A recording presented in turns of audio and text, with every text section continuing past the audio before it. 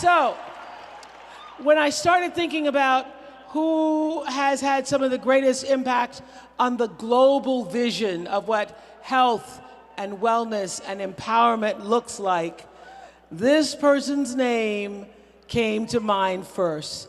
Brooklyn, please welcome our WW 2020 Visionary Conversation, the former First Lady of the United States, Michelle Obama!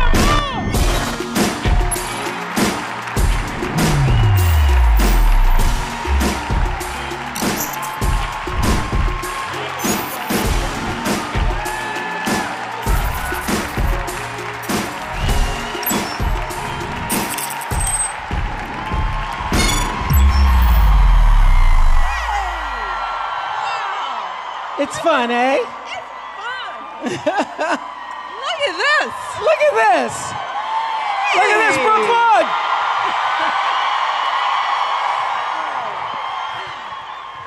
Woo! Does this feel like deja vu all over again for you? Because you were here wearing those bad Balenciaga gold boots. Yeah, Barack is like, where are those boots? He's like, what'd you do with those boots? I was like, they put away, honey. Just settle down. It's the thing, when you wear a pair of boots like that, it's really like they go to the Michelle Museum, That's right. You know, you don't walk around the street in that. You don't, you don't do anything with those boots. Yes. You barely get on stage in those boots. But does this feel familiar? Wasn't this? It feels good. Feels good. So I know was 2019 your year or what? It was crazy. It was unexpected. Yes, it was a good year. It was. That's because Michelle Obama's book, Becoming, I know everybody in here has it. It wasn't just the best-selling memoir book of the year. It's the best-selling memoir of all times. And what that says to me, I think it's like now 11.7 million, probably 12 since we've been sitting here, million. What it says to me is that it's such an extraordinary time to be a strong, confident, assured, and above all else, well woman in the world today. Absolutely. I mean, so many people saw themselves in my story. It's also a time for owning our stories. And I think that's part of what resonated with people. Yes. I mean, a lot of people came up and said, well, you were so vulnerable. Was it hard for you to tell your story, to tell your truth? There were things you covered that were difficult, like trouble in your marriage and trouble getting pregnant. Was that hard to do? And my response is, no, that's my story. I embrace every aspect of who I am because, as I've said, I like my story. I like all the highs and lows and the bumps in between. Yeah. And I think that, what we learn from that is people they gravitate to other people's vulnerabilities. Mm-hmm. We gravitate to one another when we see the best and the worst in ourselves because it makes us feel human. Mm-hmm. And I think people connected to the humanness of the story. What happened that you could never have anticipated on the tour? I mean, didn't y'all do 30 cities? We did 34 cities. We did Europe, a tour in Europe. But I think that, and I won't say that it was surprising because we're feeling it here, is that people are hungry for connection. They're hungry for community. What's happening here is that there are people gathering together. They're moving outside of their individual lives and the loneliness that can come with social media obsession and Instagram worlds. We feel lonely. And when we come together in a space like this, for whatever the reason, whether it's to hear about a book or to talk about health or to see Oprah, it reminds us that we are not so unalike, and people are hungry for that. And it's that hunger, and I don't take any credit for it. I don't think, I think we underestimate the desire for people to feel a connection to each other. I know, and all of the people in this room paid money to come out to give up a Saturday, and we know all that Saturday means. And as I said, ain't nobody twerking on this stage. Yeah. people are talking and having conversations. Yes. But the current climate speaks down to people. You know, we think that people don't want to talk about books and talk about deep things and to, you know, really be self-reflective. Speaking of the current climate, you know, one of the things that you have now become famous forever for is that when they go low, we go high. And that ain't always easy, y'all. And it's not always easy. And what I wanted to ask you that in this climate where low has taken new lows, Yeah. how do you maintain a high and not appear to be passive and not lose your equilibrium, because low is going lower? Yeah. Yes. Well, because going low is easy, which is why people go to it. It's easy to go low. It's easy to lead by fear. It's easy to be divisive. It's easy to make people feel afraid. That's the easy thing, and it's also the short-term thing. And for me, you know, what I learned from my husband, what I learned in 8 years at the White House is that this life, this world, our responsibility in it is so much bigger than us. Right. So what I have to keep in mind is usually when I want to go low, it's all about my own ego. You know, it's not about solving anything. It's not about fixing anything. It's about seeking revenge on the thing that happened to you. Yeah. And when you, as Oprah, you talk about purpose Yes. and what it's all about. And my purpose on this planet is not to just take care of my own little ego. You know, there is a bigger purpose for me out there. So when I respond to something, I have to think about that light I'm trying to shine. What role model am I trying to be? What are the words that I'm going to say, and how will it affect young people who are looking at me? That's the bigger picture that puts you in a position to think high. Because if you're thinking about the long term, you don't take the short term measure of getting even with somebody right here and now today, because it makes you feel good in the moment. If it's not going to fix a problem, if it's not going to move the needle, then you're not going high. You're just being selfish. Yeah, I was going to ask you that because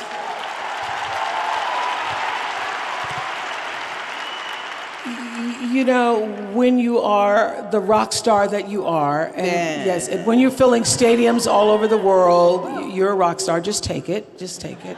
No! Take it. Yes. So when you are, Okay, y'all. not just rock star, role model, world's most admired woman, when you are that, when you carry all of those titles, does that affect how you then make decisions? Is that now a part of what you think about before you make a decision or have an intention? I don't know that it's any different today, but I feel like I have I believe that when you are a public figure, I believe this, that when you have any level of fame, or if you have a platform, I believe, and I always have believed, that I have a responsibility with that platform. And I think about kids. I care a lot about young people. And I know that what we say, what they hear come out of our mouths, all of us, but me in particular, because they're paying attention, that it has a lasting effect. And I am a mother. I'm a mother. I care about kids first. So I think deeply about what kids are hearing me say. So yes, I do. I take that very seriously. And I take the words that I say to children very seriously. You know, when I'm with a young person, I want them to hear me. I want them to hear me see them. It's important for them to know that this person who's so famous and has this platform thinks that they are beautiful and smart and kind and good. Yeah, it's what I was saying earlier, that everybody just wants to know that you hear me and that you see me. Yeah. What's the best advice do you think you've given your daughters? Oh, gosh, I give them so much advice. They're so sick of me. You know, now that they're in college, I have these texting. Did I tell you to remember little things like, you are eating some green things, aren't you? But what is the thing that over the years was a running theme in your house that you said over and over? That you know, what I tell them is what I continue to tell themselves is that they have to walk their own walk.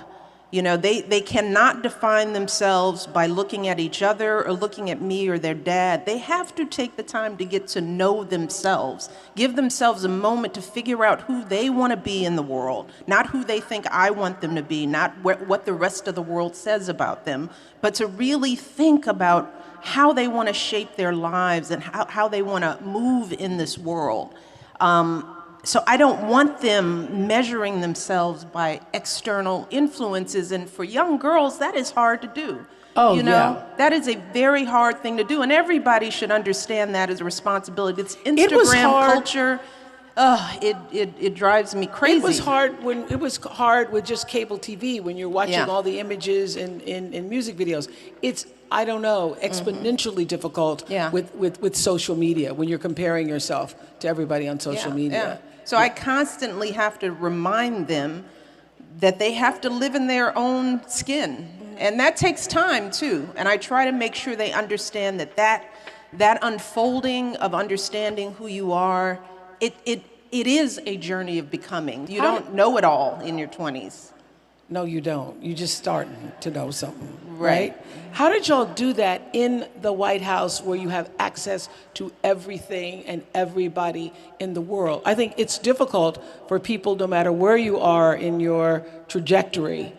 You want to have a better life than your parents. You want your children to live comfortably. Everybody does. But how do you not spoil children when they have access to everything? It was easy for us, you know, because we don't think they deserve it, you know, and it's how... It wasn't a difficult thing to do, you know, not the way me and Barack were raised. Yeah. I mean, first of all, you got to have a mate that shares your values. So it starts way back to who you pick. You got to have a good picker, because if you all don't come to parenting with the same kind of values and understanding that stuff isn't parenting, giving kids things is not parenting. It is a verb. It is an active, engaging thing, and that means you got to know who your kids are, and each one of them are different, right? So you can't just apply the same principles to the first one that you did to the second one, because they come here totally different. So we didn't just show up in the White House, you know. I'm Michelle from the south side of Chicago. I grew up in a little bitty house. I got nice clothes and jewelry now, but my mother made my clothes, you know. I mean, we were raised with that's enough.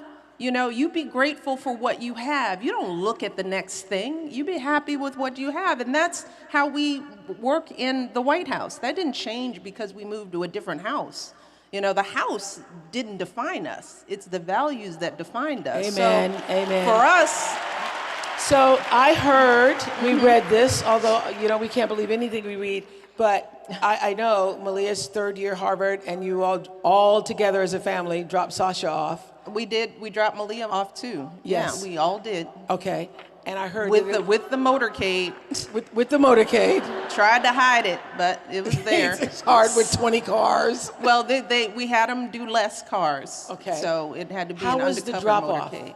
It's always good for any parent who's dropped off kids. There's the busy part of drop-off, which is like, okay, all right, and I'm that person, while Barack is like trying to put together a lamp. I'm like, girl, you cannot keep all these clothes. You brought 100 shoes, and you live in a dorm. So you can pick 10. I mean, this is what I'm doing. It's like pick 10 shoes.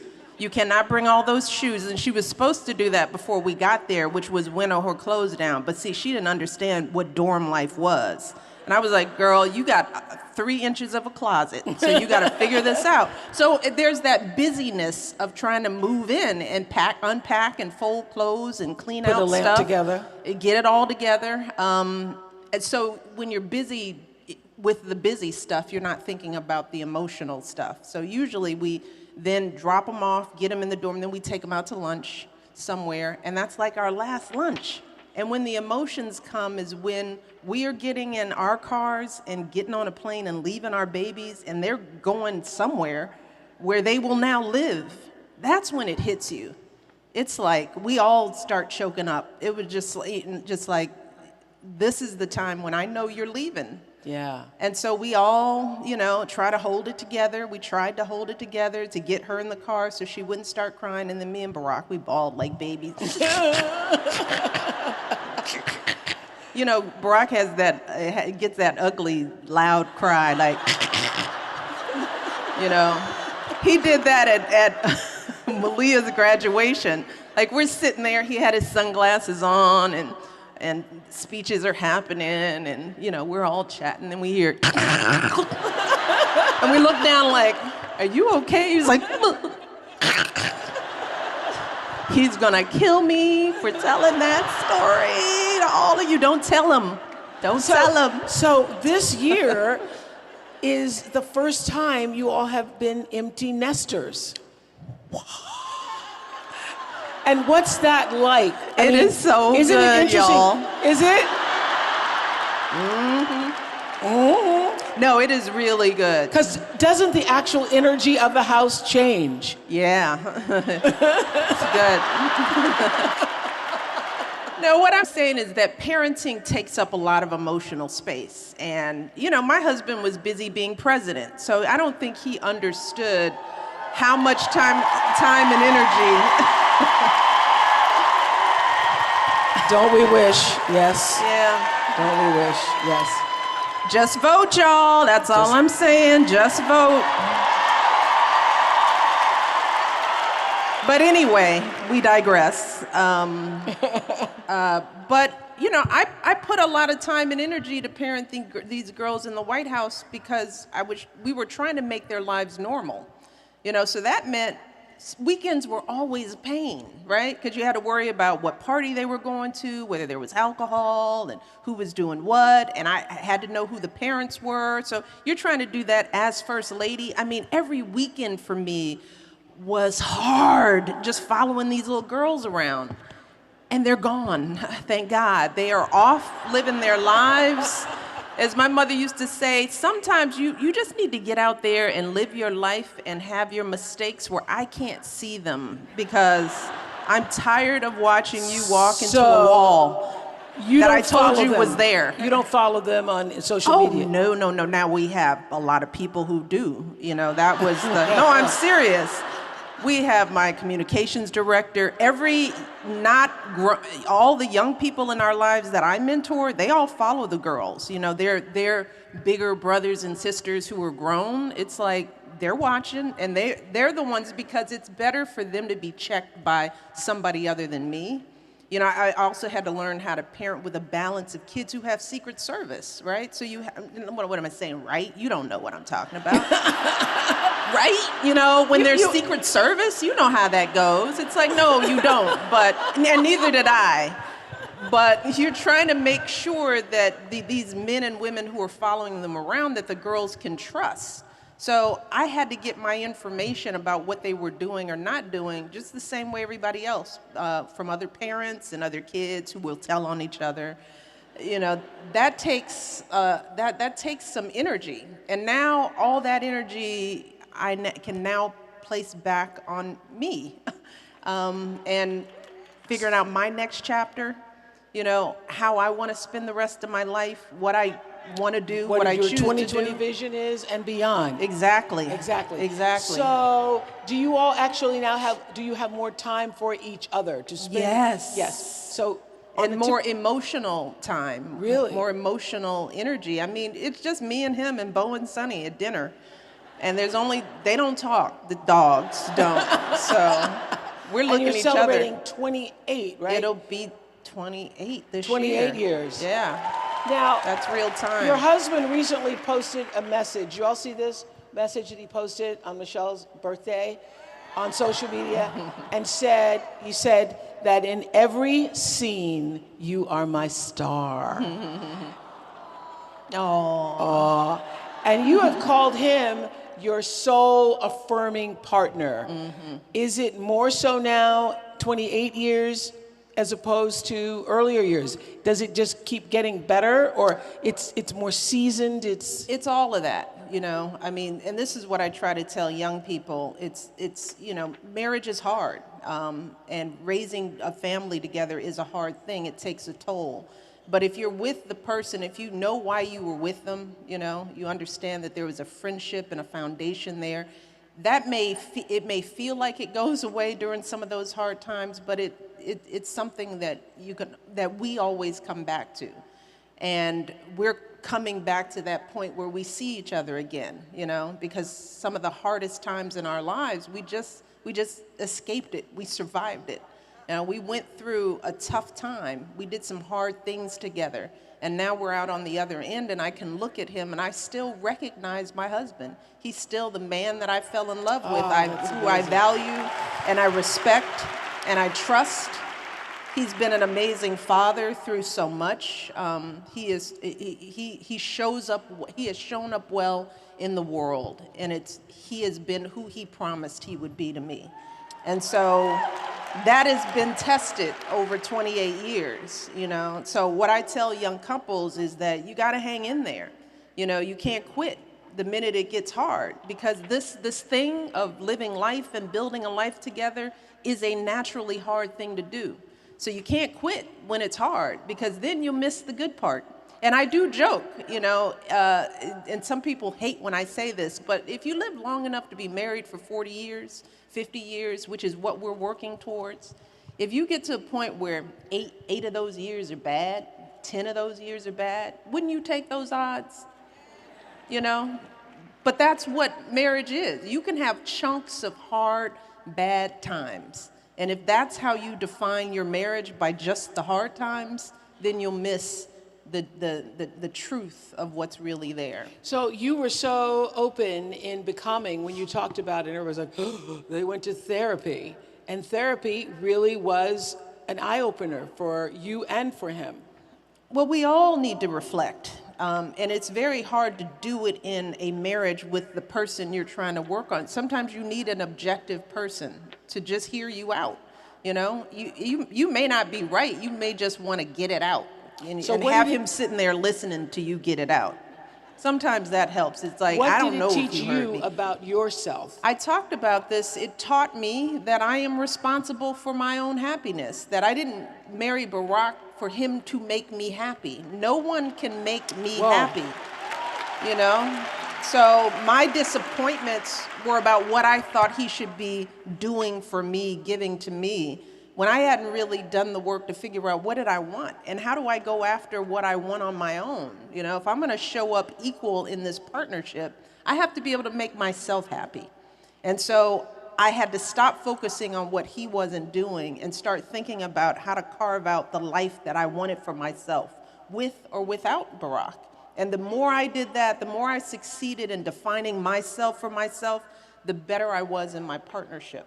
And isn't that for you the cornerstone of your own wellness program, is defining your own happiness and working towards that? Well, one of the things I said this earlier, what I tried to tell my girls is walk your walk. You know, that's been my mantra. One thing I do every year, I started doing right after the White House, is taking a retreat. And I think some of my girlfriends who've gone on a retreat, we go to this place where you're essentially walking for 4 hours. It's hard. And my friends who don't know what it is are usually mad at me by the middle of it. That's that place where you get up at 5 in the morning. Exactly.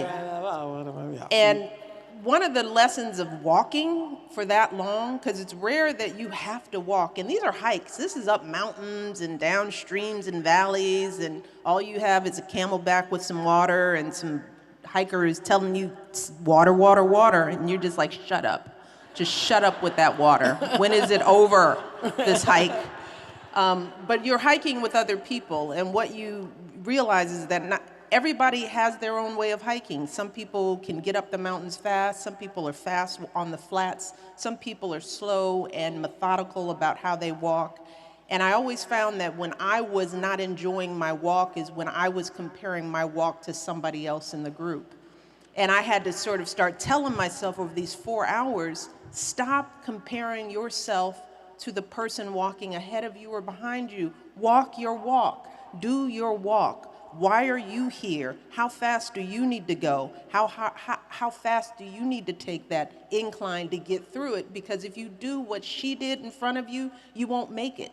So for me, the message that I always have to tell myself is, what is my journey? What is my definition of health for me? Not what I see in a magazine, because the people in magazines don't look like us. They don't even set it up to look like us. They don't even look like that, right? So Yeah, I sometimes am at a photo shoot. Have you ever looked around the photo shoot? At last photo shoot, I counted 47 people. oh yeah, those are Yeah. This is also rich people's problems, talking about photo shoots, right? And in my photo shoot, girl, there were like 100 people. Girl, my last photo shoot, yes. But I'm just saying, it requires so many people to make you look like this, right? Yes. Somebody put these bracelets on me, and then they moved one over there, and I was like, why'd you move that one? Why that one? But who's got time to figure it out? They just push you out on stage. Just get out there. This is sort of my walk, but it's somebody else's walk too. I was talking to Tina Fey recently, and she said that she's at a stage now where she appreciates that she has moved through life in a few different body shapes. Yeah. What do you appreciate most now about your body today? It's mine, all mine, and it's a healthy body that works every day, and I try hard not to judge it, and it is different. I mean, you have to get to know your body, because what this body is at 56 isn't this. I can't do the same thing that I did when I was 36. It's not the same body. We're living things. We're not machines. We run out of gas. We need fuel.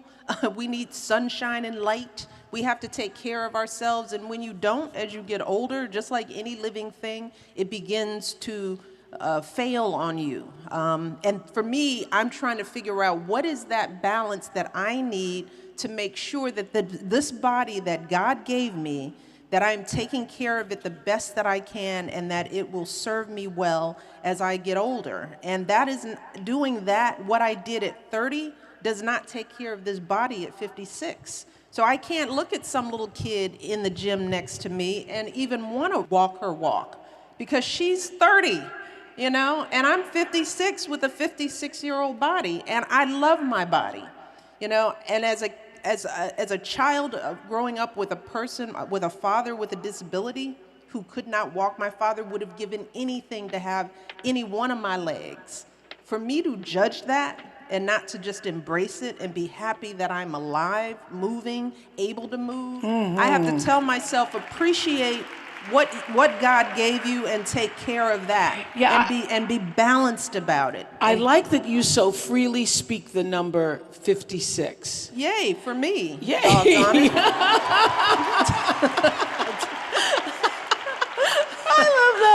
Because 56. you have been around women, we all have, and men too, like, oh, I'm not going to say the number, and oh my gosh, I'm turning 40, and oh my gosh, I'm turning 50. You never had any of that. We are so ridiculous as women, we are struggling with so much, just the notion too. The other thing, we don't want to talk about our age, and then we want to act like we should look like we did when we're 20, When, I'm sorry, men, y'all can look any kind of way,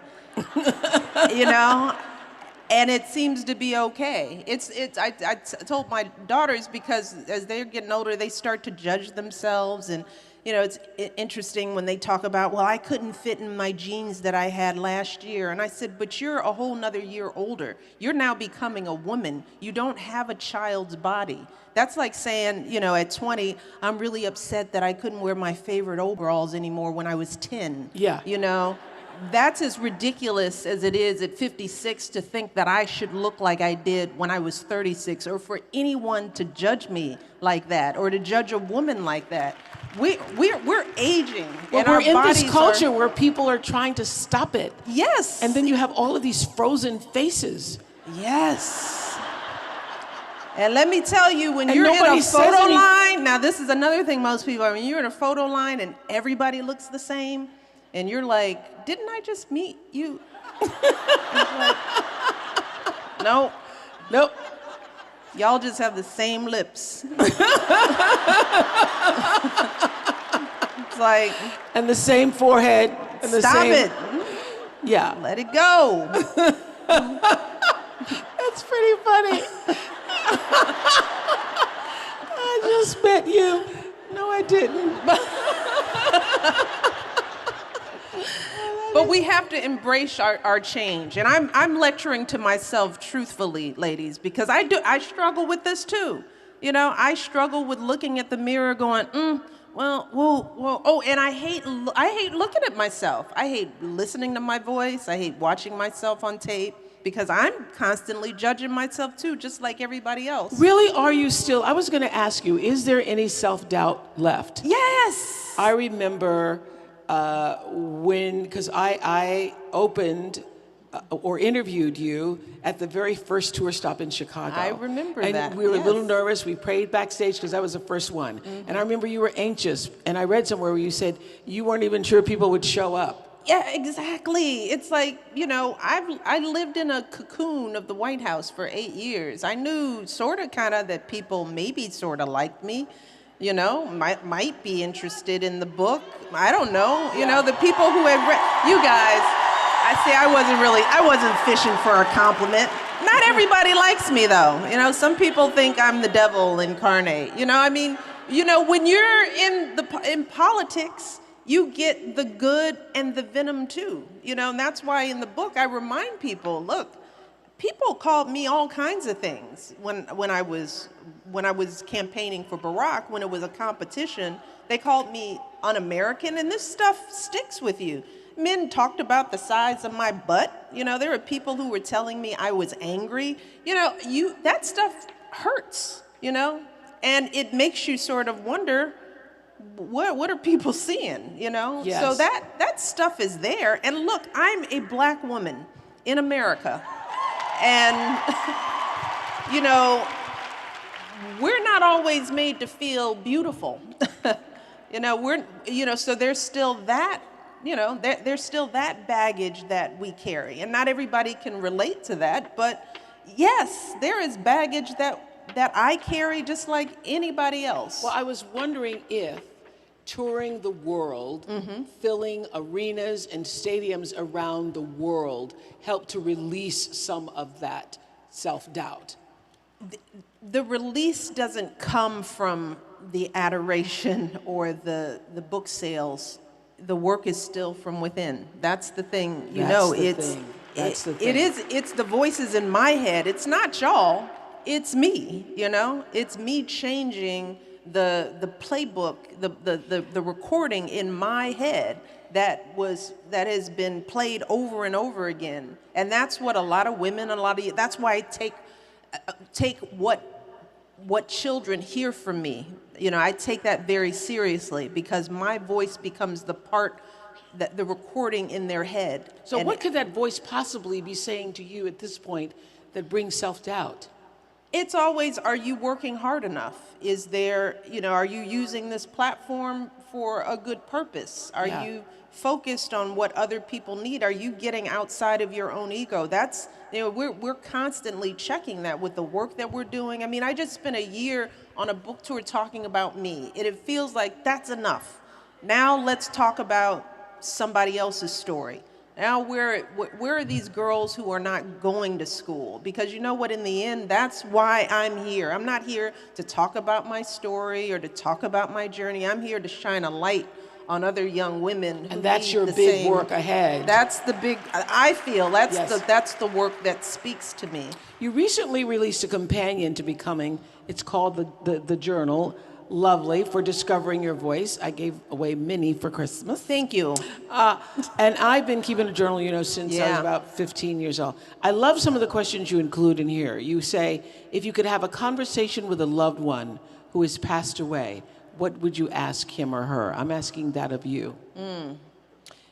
You know, I wish I knew, like, I wish I had taken the time to get to know my grandparents' full stories, because a lot of what I talk about are my impressions of what my grandparents must have been going through. I talk about my paternal grandfather, Dandy, and he was kind of a crotchety old man I write about, and now that I'm older, I can look back and think, why was he so angry?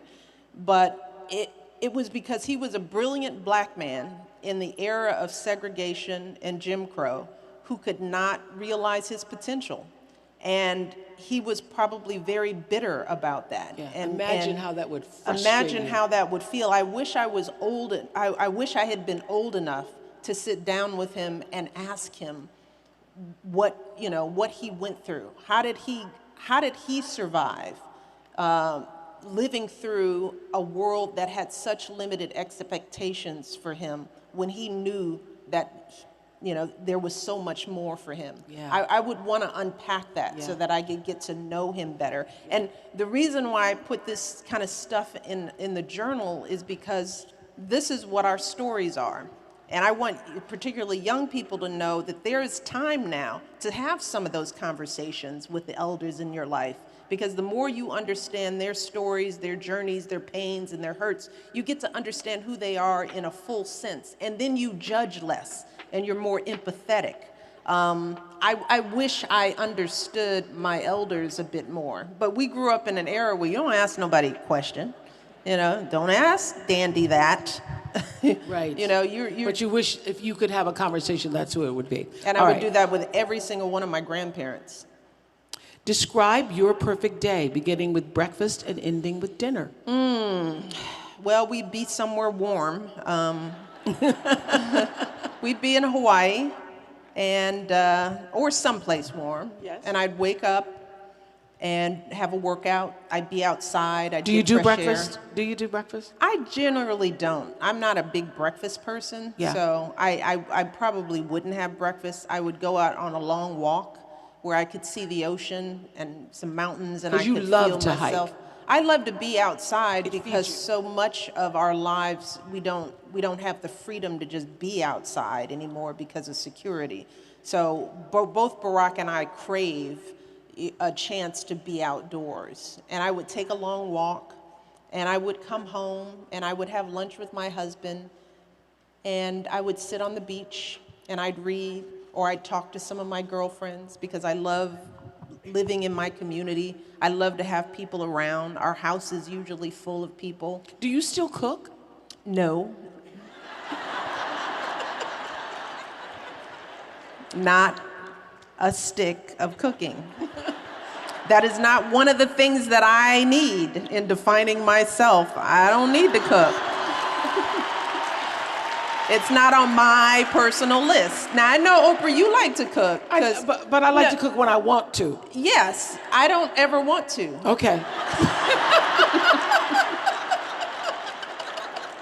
Like, I can make some hot water cornbread. I'm just being honest. I can cook. You can cook? Yes, I can. Because you did it for many years. I did it for a lot. I proved it can cook for y'all. You've been fed by me. You don't do it anymore. No. And he doesn't either.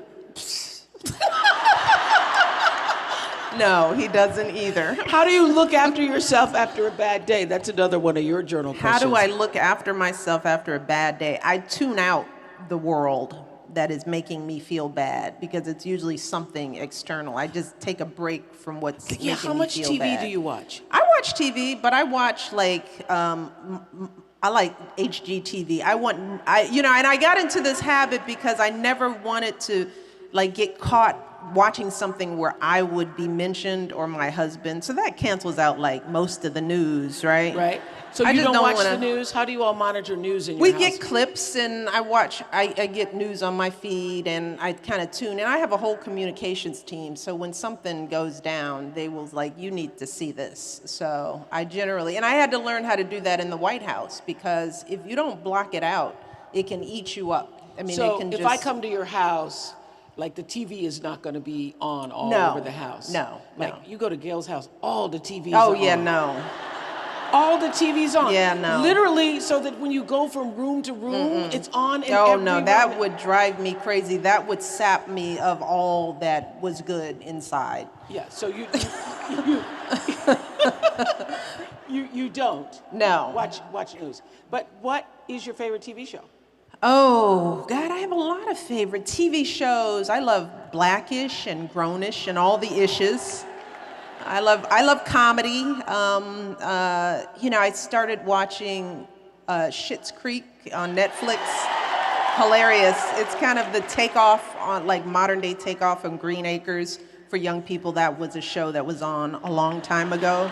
A long, long time ago, yeah. So I like comedies. I love the Marvelous Mrs. Maisel. I like that too. I love TV. I love watching TV. I probably watch a little too much TV. I wanted now to ask that you I'm this. listening to myself. I was going to just, there's this question. Mrs. Kennedy told a story a long time ago about watching a congressman's wife sneaking silverware in her bag at the White House. So I'm wondering if you saw any weird behavior you witnessed at a White House event. Oh, God, yeah. People, because people usually are nervous when they come to the White House. So, like, if there's a party, people usually overdrink because they're nervous, right? Because they don't know what to expect. But you can see, and the drinks at the White House are strong. So we have seen some people falling out in ways that, and I'm not going to mention any names, but we've seen some spanks and some stuff. Okay, who's the most fun to sit next to at a state dinner? Stephen Colbert was a fun dinner date because he's so cute and charming and he's smart, so he actually knows what's going on. And he'll say things in your ear, that are laugh, like, yes. Stop it. We're not supposed to be laughing at this time. So he was a lovely dinner date. And I don't think he knew that he was going to be sitting next to me. I don't even think he understood why he was invited. So he tells this story. He's like, and then he looked at his wife, and he's like, I'm sitting next to Michelle Obama. And he said all she said was, don't embarrass me. So I like her. What's the last new thing you mastered? The last new thing I mastered? I don't know. Okay. That's hard. The last new thing I mastered. I'm drawing a blank here. Maybe I need to master something. I've just started yoga, and Do you like it? I do, because this is something I need because I'm getting old, so I got to be flexible. I think being flexible is the most important thing. The older you get, the more important it is. So there are all these crazy yoga poses that, like we went the day before yesterday, and they were trying to have us do something where our chin was on the ground. They kicked their legs up, and I was like, I'm about to talk to Oprah. I cannot have a bruised chin that I have to explain to people because I'm trying some stupid yoga pose. So I was going to ask you, my next question was, what is the last thing that you did that made you feel genuinely older? Oh, any conversation with a young person, Here's one just personal sentiment. I have a godson who, is just got his permit, and his mother sent me a video of him behind the wheel, and that just tripped me out because I was like, no one should let that little boy drive. He's on the road. I mean, he was the kind of kid, like, the girls would go over his house when they were little, and they'd come back with scratches on their face because he was a wild little boy when he was little. And I would come home, and it's like, oh, you must have been at, we call him Booch, you must have been at Booch's house because your face is all scratched up. He's driving. That made me feel old. Seeing the young people in my life becoming Who used to be adults. like this. Yes. Now. Yeah. Watching them out in the world, buying groceries, having conversations about life like they know something. That makes, the thing about young people, though, it's like their baby comes out, it's like my children can be all elegant and saying interesting points, and then I get a FaceTime because somebody doesn't know how to get a stain out of their duvet cover. And I'm like, oh, you're still a baby because you don't even know how to do laundry right yet. So, but that kind of stuff makes me feel old. I was asking earlier, Julianne was out, and she was talking about her superpower is dance. What is yours? I have a hard time thinking about it as a superpower, but, I hope it's making people feel seen. I hope that that's my superpower, that I make the people that I come in contact with feel seen and heard, especially young people. I hope I have that power. to make them feel relevant and whole, you know, and deliver to them what I didn't have when when I was that age, like the sense of importance and relevance in the world. I hope that's my superpower. I hope my superpower is empathy. You know, I try very hard, even in these times, to understand what people are going through when they're angry or hateful or when they're doing things that just don't feel right. I try to stand in their shoes and say, there's got to be something, there's got to be a context that I can understand that helps me see how you see the world so that I can connect with you on some level. And I think that's one thing that's missing in all of us. You know, it's just the ability to stand in somebody else's shoes and understand their pain, their hurt, their fears, their loss, and to see them beyond their anger. Yeah, I think empathy is your superpower. And I'm also wondering, like, every time we see you, I've seen you out since 2016, you look like, and so does Barack Obama, like you really discovered what living your best life means. It seems like you all took living your best life to a new level. Have you? You know, we're happy people. But did you get happier yes. leaving the White House? Yeah, you got happier. I mean, look, it was an honor to serve. I mean, it was the biggest privilege of my life to serve as this nation's First Lady. And I will continue to work to try to be a person of service, to try to make sure that my life means something to somebody else. But those 8 years were hard. I mean, it's a hard job and it takes a toll. So anything after that, it's like they look really happy, and it's like, yeah, because it's not that. Yes, because it's not that. So yeah, we are happy people, but why wouldn't we be? We have our health, you know. We have each other. We have a sense of purpose, you know. I mean, there are things to complain about, he and I, but we, the two of us, we don't have anything to complain about. That's why we believe we owe so much, because to whom much is given, much is expected. So I cannot sit up here and complain about my life. What I'm worried about are the lives of the people who don't have a voice, the people who don't have jobs, the people who don't have health care. There's so many people who are struggling with things that, so it is a hard thing to me to look at the life I've been given and complain about anything. So I know you don't do resolutions, but we're here setting the commitment contract for a better vision for ourselves. Mm-hmm. Do you have a vision for 2020 and beyond? Do you see it? Oh, for us as a people? No, for you, Michelle Obama. Me. Oh, for me. Okay, good. That's easier.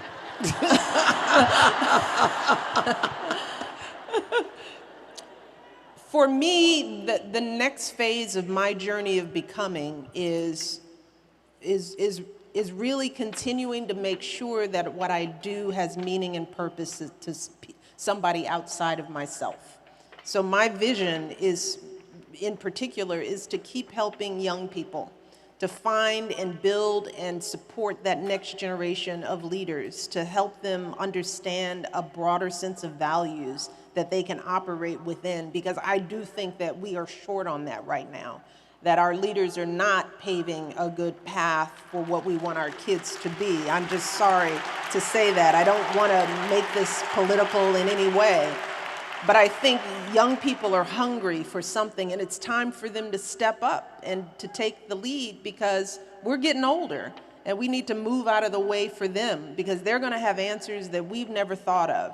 So my hope is that I want to empower young people. I want to empower the next generation of politicians and community activists and teachers and doctors and lawyers. And I want to be a part of laying out a set of values and principles that we can all be proud of this country. You know, honesty, empathy, compassion, caring for others, And caring as you for said, the least of these. you said earlier, you've also made voter awareness a top priority for this year's presidential election. This year and every year. I mean, what I've said with voter registration is that this isn't something we can do every 4 years because we have to change the habit of people in voting. We're not in the habit of being engaged citizens, and that's not something you do every 4 years. Okay, it's a presidential campaign, get registered. No, we have to be talking about this every day. When we want to do something in this country, when a company wants to market and sell something to us, they don't do it every 4 years. They do it every day, every minute, every 30 seconds. They're telling you what to buy, what to do. We need to do that with civic engagement because people don't understand why government is important in their lives. Because I always say government doesn't have a marketing budget. It can't be on TV telling you what it's doing for you and your schools and your roads and your communities. So we start taking it for granted and thinking that this is all a game.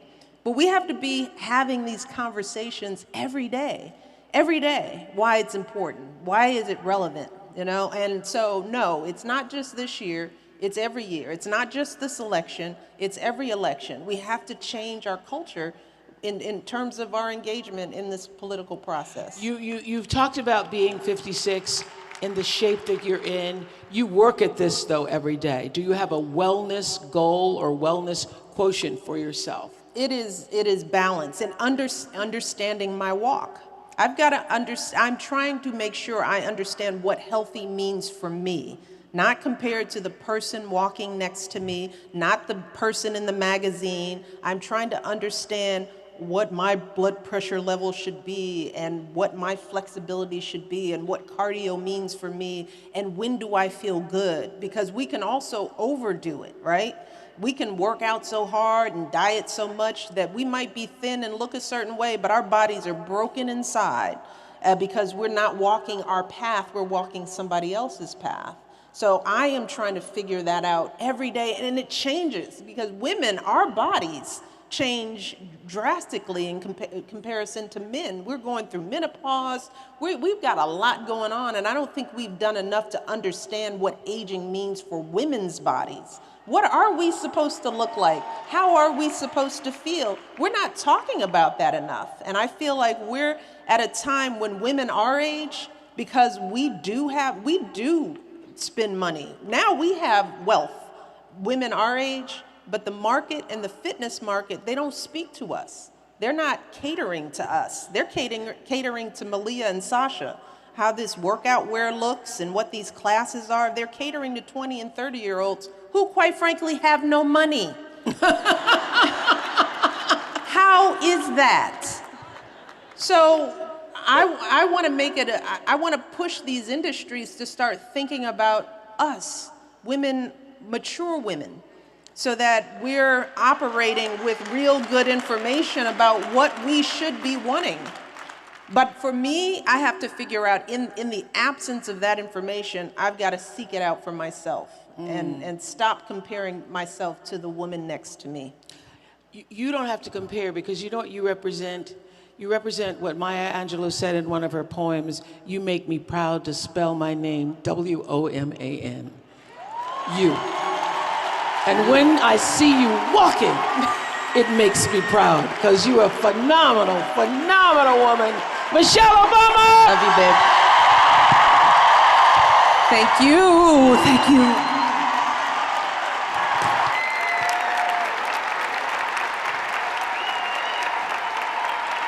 Michelle